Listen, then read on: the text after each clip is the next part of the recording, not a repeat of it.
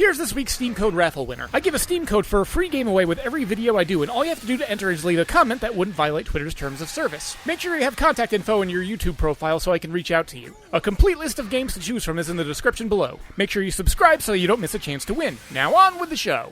I'm playing something almost every week, and sometimes I want to talk about it and give you a vertical slice. So stick with me for some lightning reviews. This week on the chopping block.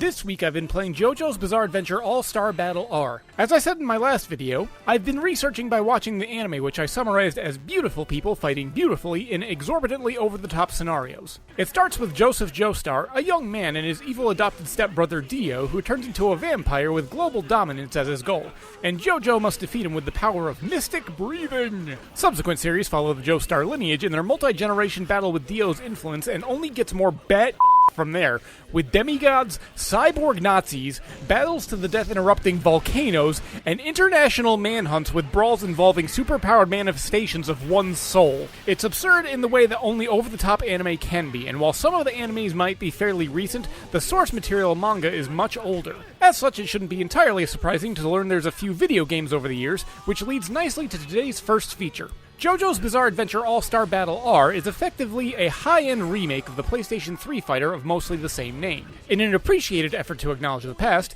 they re-released it because tracking down an original copy was rather stupid, with prices often exceeding $90 on a system that Sony is trying to not support anymore. Booting up the game, I'm struck with the visual flair and flamboyant style the show is known for, translated rather well into 3D graphics for this one-on-one fighter. The single-player campaign takes the form of assorted comic panels where you can choose to engage in varying difficulty, beat enough panels on a page to unlock the boss, and move on to the next page. They highlight various points and arcs of the show, and exaggerated expressions and bombastic finishers leads to a feast for the eyes. Unfortunately, that's about as far as my praise can go. Not that I'm saying that this is a bad game, I'm just out of my depth when it comes to most one-on-one fighters. In fact, let's refer to a point I made in my last video. You see, I like fighting games, but I'm terrible at them. This could probably be resolved if I were to have a regular partner to just mess around with fighting games in general, but that's besides the point.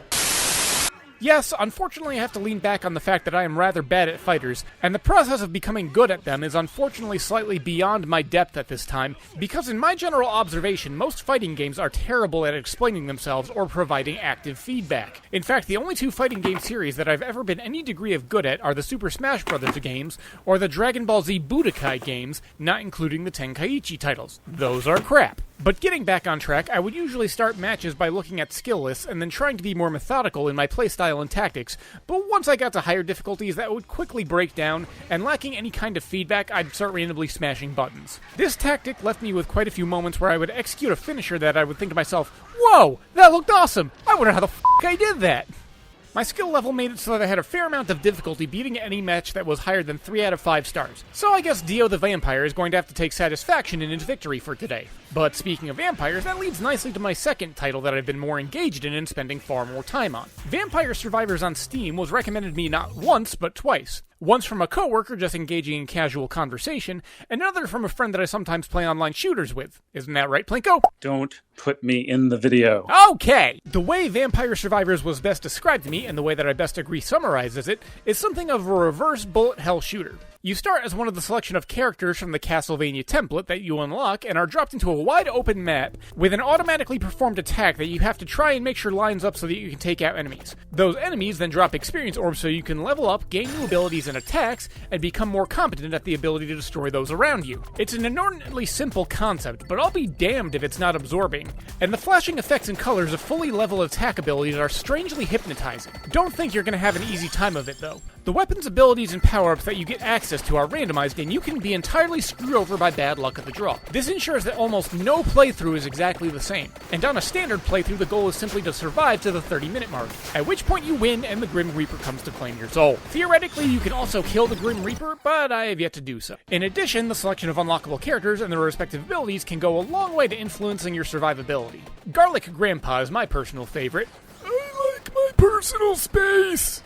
It can also get rather hilarious because near the end of a run, provided you've gotten all your upgrades distributed correctly, you're basically an unstoppable force where no bad guys can touch you so long as you don't move. So the swirling mass of snarling teeth and swinging claws flail just out of reach while you desperately wait for the clock to finish the countdown so that you can see what you unlock and get ready for the next run. All in all, a simple premise, pixelated visuals, visceral effects, and quick-hit fun capability for this title left me far more satisfied. Sorry, but not sorry to any fighting game fans. Although if someone does want to reach out to me and drag me kicking and screaming to the promised land of people that are really good at talking trash and then smashing fighting sticks into the floor at public tournaments, I may not say no. Now, if you'll excuse me, I'm gonna try and hit level 60 in the dairy plan. Hey, look at that, it's the end of the video. Don't forget to subscribe, and remember that commenting can actually win you a free prize. So until next time, this is Gheeotine saying thanks for watching and keep your head on your shoulders.